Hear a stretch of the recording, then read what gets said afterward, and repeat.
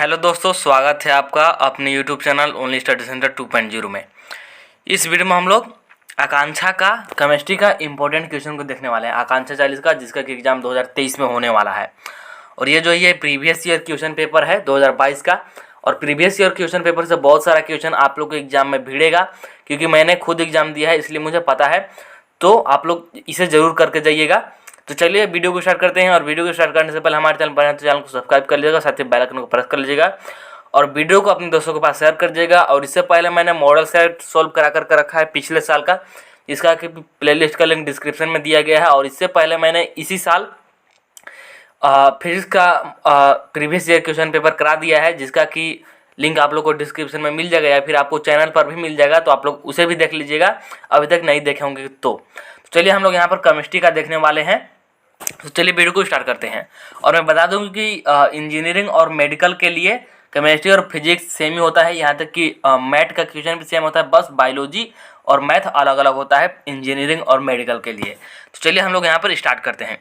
तो देख लीजिए, जो यहाँ पर केमिस्ट्री का क्वेश्चन स्टार्ट होता है 41 नंबर से स्टार्ट होता है, और 41 से पहले एक नंबर से लेकर 40 नंबर तक फिजिक्स था, जिसे कि मैंने कंप्लीट करा दिया है। अब यहाँ पर हम लोग देखते हैं केमिस्ट्री का। तो 41 नंबर वाला क्वेश्चन है, देख लीजिए क्या है कि निम्नलिखित अभिक्रिया में से कौन रेडॉक्स अभिक्रिया नहीं है।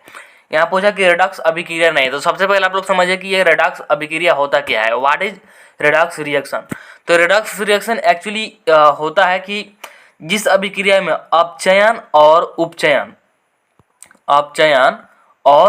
उपचयन दोनों अगर साथ में होता है तो उसे हम लोग बोलते हैं रेडॉक्स रिएक्शन। यानी अपचयन को बोलते हैं रिडक्शन और उपचयन को बोलते हैं ऑक्सीडेशन। तो जब दोनों साथ में होता है, यानी कि अपचयन और उपचयन दोनों साथ में होता है, तो उस अभिक्रिया को हम लोग बोलते हैं रेडॉक्स अभिक्रिया। तो हमसे पूछा क्या है कि रेडॉक्स अभिक्रिया कौन नहीं है। तो ऐसा यहाँ पर कौन सा ऑप्शन है जिसमें कि अपचयन और उपचयन साथ में नहीं हो रहा है। तो चलिए हम लोग यहाँ पर ऑप्शन चेक कर लेते हैं। तो पहला नंबर ऑप्शन देखिए कि Mg + Cl2 बराबर MgCl2। यहाँ पर ये कॉम्बिनेशन रिएक्शन हो रहा है, मतलब कि यहाँ पर रेडॉक्स रिएक्शन नहीं हो रहा है, इसलिए आप लोग ऑप्शन नंबर 1 ही राइट हो जाएगा। ये एक्चुअली में कॉम्बिनेशन रिएक्शन है। अब यहाँ पर इसके अलावा और भी ऑप्शन आप लोग चेक कीजिएगा, जैसे ऑप्शन नंबर 2 देख लीजिए कि Cu + H2O बराबर Cu + H2O। यहाँ पर CuO है, यहाँ पर Cu हो गया तो इसका तो अपचयन हो गया, और यहाँ पर H2 था, यहाँ पर H2 हो गया तो इसका उपचयन हो गया। इसी प्रकार से और ये तीसरा और चौथा नंबर वाला ऑप्शन भी में रेडॉक्स रिएक्शन हो रहा है, लेकिन ऑप्शन नंबर 1 ये रेडॉक्स रिएक्शन नहीं है, इसलिए ऑप्शन नंबर 1 राइट हो जाएगा। आगे बढ़ते हैं। तो आगे देख लीजिए 42 नंबर वाला क्वेश्चन क्या है, देख सकते हैं यहाँ पर कि निम्नलिखित में से किस अभिक्रिया में हाइड्रोजन ऑक्सीकृत होता है। मतलब कि हाइड्रोजन किस में बढ़ रहा है, यहाँ पर मतलब कि हाइड्रोजन में कहाँ ऑक्सीजन बढ़ रहा है। तो यहाँ पर आप लोग देख सकते हैं जो ऑप्शन नंबर 2 है Cu + H2O बराबर Cu + H2O, CuO + H2 बराबर Cu + H2O। तो आप लोग देख सकते हैं यहाँ पर पहले H2 था और यहाँ पर हो गया H2O, तो यहाँ पर ऑक्सीकृत तो हो रहा है हाइड्रोजन, यानी कि ऑप्शन नंबर 2 राइट हो जाएगा क्वेश्चन नंबर 42 का। आगे बढ़ते हैं।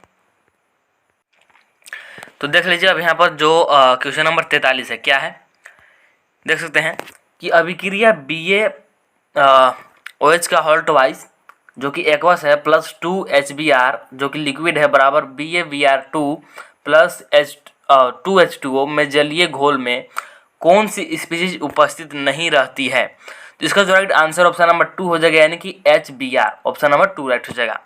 आगे बढ़ते हैं। तो यहाँ पर 44 नंबर वाला क्वेश्चन देख लीजिए क्या दिया गया है कि एक तत्व X ठोस ऑक्साइड बनाता है जो जल में विलय है, विलयन लिटमस में नीला रंग देता है, X क्या है।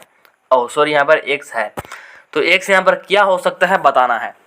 तो सबसे पहले बोला है कि एक तत्व X ठोस ऑक्साइड बनाता है जो जल में विलय है। ठोस ऑक्साइड बनाता है तो सोडियम तो ठोस ऑक्साइड बनाता नहीं है, और साथ ही जल में विलय होना चाहिए। तो यहाँ पर जो ऑप्शन नंबर राइट हो जाएगा, ऑप्शन नंबर 2 राइट हो जाएगा, यानी कि लोहा। और ये जो इसको जब विलियन लिटमस में नीला रंग देता है, जब लोहा का आप लोग घुलिएगा तो ये नीला रंग देगा। इसके बाद है 45 नंबर वाला क्वेश्चन देख लीजिए क्या दिया गया है कि निम्नलिखित में से कौन सा यौगिक टूटी हड्डियों के मरम्मत में उपयोग किया जाता है। तो ये आप लोग का हो जाएगा right answer CaSO4 into half H2O। Option number 3 right हो जाएगा। ये आप लोगों ने 10th क्लास में पढ़ा है और ये बहुत ही फेमस क्वेश्चन है। और इसका नाम क्या है CaSO4 हाफ H2O को, इसे आप लोग कमेंट में जरूर बताइएगा। ये भी आप लोगों से कभी कभी पूछा जाता है, तो इसलिए आप लोग इसका आंसर जरूर कमेंट में बताइएगा कि इसका नाम क्या है CaSO4 हाफ H2O को, इसको क्या बोला जाता है। इसके बाद यहाँ पर देख लीजिए 46 नंबर वाला क्वेश्चन क्या है, देख सकते हैं कि दंत एनामिल में सन्निहित होता है, मतलब कि दंत इनेमल में जो क्या होता है यहाँ पर पूछा गया, तो उसमें होता है कैल्शियम फास्फेट, यानी कि ऑप्शन नंबर 4 राइट हो जाएगा। इसके बाद आगे बढ़ते हैं, तो आगे क्वेश्चन नंबर 47 है कि अत्यधिक खतरनाक प्रदूषक है। तो अत्यधिक खतरनाक प्रदूषक क्या है, तो यह है carbon monoxide. Option number 1 right हो जाएगा आप लोग का। इसके बाद बढ़ते हैं आगे, तो 48 नंबर वाला क्वेश्चन देख लीजिए क्या दिया गया है। वायुमंडल में निम्नलिखित में से किस प्रदूषक की उपस्थिति के कारण ताजमहल को नुकसान हो रहा है, तो ये हो रहा है सल्फर डाइऑक्साइड के कारण, यानी कि ऑप्शन नंबर 2 राइट हो जाएगा। क्योंकि सल्फर डाइऑक्साइड जब जल के साथ मिलकर के गिरता है तो ये अम्लीय वर्षा होती है, और अम्लीय वर्षा के कारण ही जो ताजमहल है इसको नुकसान हो रहा, नुकसान पहुंच रहा है, यानी कि ऑप्शन नंबर 2 राइट हो जाएगा। इसके बाद है 49 नंबर वाला क्वेश्चन देख लीजिए क्या है कि वॉशिंग सोडा के विलयन में जब हाइड्रोक्लोरिक अम्ल मिलाया जाता है तब रंगहीन तथा गंधहीन गैस X मुक्त होता है। X गैस का नाम क्या है, मतलब कि यहाँ पर गैस X का नाम बताना है। तो क्या बोला है हमसे, वॉशिंग सोडा। तो वॉशिंग सोडा का सूत्र क्या होता है, NaHCO3 इंटू 10H2O होता है, लेकिन उसकी यहाँ पर ज़रूरत नहीं है, सिर्फ यहाँ पर NaHCO3 चल जाएगा। क्या बोला कि वॉशिंग सोडा के विलयन में जब हाइड्रोक्लोरिक अम्ल मिलाया जाता है, यानी कि इसमें जोड़ देते हैं HCl हाइड्रोक्लोरिक अम्ल, तब हो रहा है कि रंगहीन तथा गंधहीन X गैस मुक्त होता है। तो X का नाम बताना है। तो इसे जब क्रिया कराइएगा तो ये बन जाएगा आप लोग का यहाँ पर Na2 plus CaCl2 plus H2। तो यहाँ पर जो गैस बनेगा वो बनेगा Na2, यानी कि यहाँ पर देख सकते हैं कौन सा ऑप्शन राइट हो जाएगा, nitrogen oxide. Option number 2 right हो जाएगा। इसके बाद आगे बढ़ते हैं, तो आगे देख लीजिए 50 नंबर लोकेशन क्या है कि सोना विलय है, मतलब कि जो गोल्ड होता है ये किस सोल्यूब में विलय होगा, मतलब कि किस में ये विलय है। तो ये राइट हो जाएगा ऑप्शन नंबर 4 एक्वारेजिया, जिसे कि अम्लराज भी बोला जाता है। कभी कभी एक्वारेजिया न देकर, क्योंकि ये जो एक्वारेजिया है ये इंग्लिश वर्ड है, देख लीजिए यहाँ पर ये एक्वारेजिया इंग्लिश वर्ड है। कभी कभी यहाँ पर आप लोग को अम्लराज भी लिख सकता है, इसलिए आप लोग कंफ्यूज मत होइएगा। एक्वारोजिया यहाँ पर राइट आंसर हो जाएगा, यहाँ पर अम्लराज भी रहेगा तो भी चलेगा।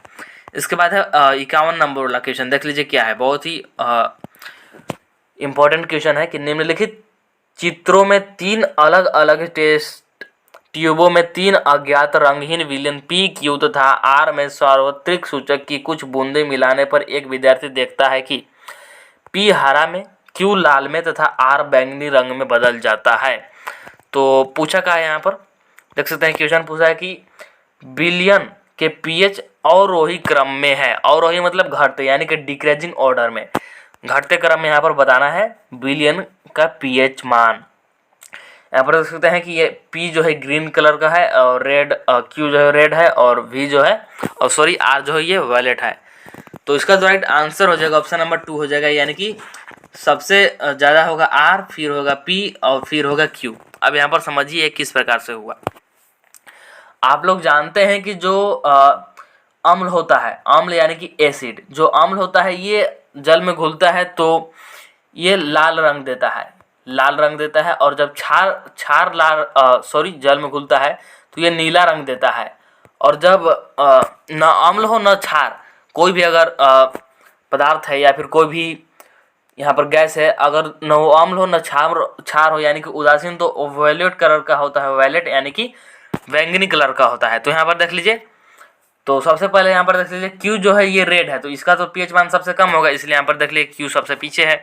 फिर यहाँ पर इसके बाद यहाँ पर देख सकते हैं P जो है ये ग्रीन है, ये नीला नहीं है, यहाँ पर ये ग्रीन है, हरा, तो ये Q के बाद आ जाएगा। इसके बाद यहाँ पर वॉयलेट है, यानी कि बैंगनी है, R, तो यहाँ पर ये उदासीन है, इसलिए यहाँ पर ये P के बाद आ जाएगा, यानी कि ऑप्शन नंबर 2 राइट हो जाएगा। इसके बाद आगे बढ़ते हैं, तो 52 नंबर वाला क्वेश्चन देख लीजिए क्या है कि कार्बन के एक दूसरे से श्रृंखला तथा वलय में दोनों को जोड़ने की असाधारण क्षमता कहलाती है। मतलब कि आप लोगों ने 10th क्लास में भी ये पढ़ा होगा कि कार्बन बहुत लंबा चेन बनाता है, सबसे लंबा चेन कार्बन ही बनाता है, ये जितना चाहे उतना लंबा चेन बना सकता है। तो जिस क्षमता के कारण ये बनाते हैं उसको क्या कहते हैं यहाँ पर बताना है, तो उसको बोलते हैं श्रृंखलन, यानी कि ऑप्शन नंबर 1 राइट हो जाएगा आप लोग का 52 नंबर क्वेश्चन का। फिर आगे बढ़ते हैं तो 53 नंबर वाला क्वेश्चन देख लीजिए क्या है कि जब ठोस सोडियम कार्बोनेट को तनु हाइड्रोक्लोरिक अम्ल में मिलाया जाता है तब निम्नलिखित में से कौन सा अवलोकित होता है। तो क्या बोला है यहाँ पर आप लोग देख लीजिए कि जब ठोस सोडियम कार्बोनेट यानी कि NaCO3 को तनु सल्फ्यूरिक अम्ल यानी कि HCl में मिलाया जाता है तब हमसे पूछा कि कौन अवलोकित होता है। तो ये क्या बन जाएगा यहाँ पर, ये तो बन जाएगा NaOH सोडियम हाइड्रोक्साइड, और NaOH बन गए यहाँ पर, और बच क्या जाएगा तो, और यहाँ पर साइड प्रोडक्ट भी बनेगा जो कि CO2 वगैरह बनेगा। तो यहाँ पर हमसे पूछा क्या है कि क्या अवलोकित होगा, तो यहाँ पर होगा तेज बुदबुदाहट होती है, यानी कि ऑप्शन नंबर 4 राइट हो जाएगा। इसके बाद 54 नंबर वाला क्वेश्चन देख लीजिए क्या है कि निम्न में से रेडॉक्स अभिक्रिया को पहचाने। अब यहाँ पे रेडॉक्स रिएक्शन को बताना है कि निम्न में से कौन सा रेडॉक्स रिएक्शन है। तो ऑप्शन नंबर 2 हम लोग यहाँ पर देखते हैं क्या है कि Fe2O3 प्लस 2Al बराबर Al2O3 प्लस 2Fe, यानी कि यहाँ पर Fe2O3 में से तो ऑक्सीजन हट गया, देख लीजिए यहाँ पर ऑक्सीजन हट गया, यानी कि यहाँ पर देख सकते हैं कि अपचयन हुआ, और 2AlO3 में यहाँ पर 2Al था और यहाँ पर 2Al2O3 हो गया, यानी कि यहाँ पर ऑक्सीजन जुड़ गया, मतलब कि यहाँ पर उपचयन हो गया। यहाँ पर तो हुआ अपचयन और यहाँ पर हुआ उपचयन, यानी कि दोनों हो गया, उपचयन अपचयन। तो ये रिडॉक्स रिएक्शन है, यानी कि ऑप्शन नंबर 2 राइट हो जाएगा। इसके बाद आगे बढ़ते हैं तो 55 नंबर वाला क्वेश्चन देख लीजिए कि निम्न में से कौन अधातु तथा द्रव भी है, मतलब कि अधातु भी है और द्रव भी है निम्न में से। तो ब्रोमीन, ये आप लोगों ने 10th क्लास में पढ़ा होगा, ऑप्शन नंबर 4 राइट हो जाएगा। इसके बाद है 56 नंबर वाला क्वेश्चन देख लीजिए क्या है कि SPD संकेतन द्वारा क्वांटम संख्या n=3 l=1 वाला कक्षक होगा। तो n बराबर दे रखा है 3, तो ये जो 3 है ये तो ऐसे ही रहेगा क्योंकि ये मुख्य क्वांटम संख्या है, यानी कि यहाँ पर ये 3 का 3 ही रहेगा। और यहाँ पर देख लीजिए कि l बराबर 1 दे रखा है। अब l का 4 मान होता है, l बराबर 0, 1, 2 और 3 होता है। तो जब l बराबर 0 होता है तो उसको बोलते हैं हम लोग S, l बराबर 1 होता है उसको बोलते हैं P, l बराबर 2 होता है उसको बोलते हैं D, l बराबर 3 होता है तो उसको बोलते हैं F। तो यहाँ पर क्या हो जाएगा, n तो 3 है 3 और l बराबर 1 के लिए क्या होता है P, यानी कि कौन सा ऑप्शन राइट हो जाएगा, ऑप्शन नंबर 3 राइट हो जाएगा 3P। इसके बाद है 57 नंबर वाला क्वेश्चन क्या है, यहाँ पर देख लीजिए, यहाँ पर दे रखा है ये एक स्ट्रक्चर दे रखा है, ये पूछा है कि है ये क्या है। तो यहाँ पर देख लीजिए ये साइक्लो है, मतलब कि यहाँ पर देख सकते हैं ये बंद है, बंद को हम लोग बोलते हैं साइक्लो।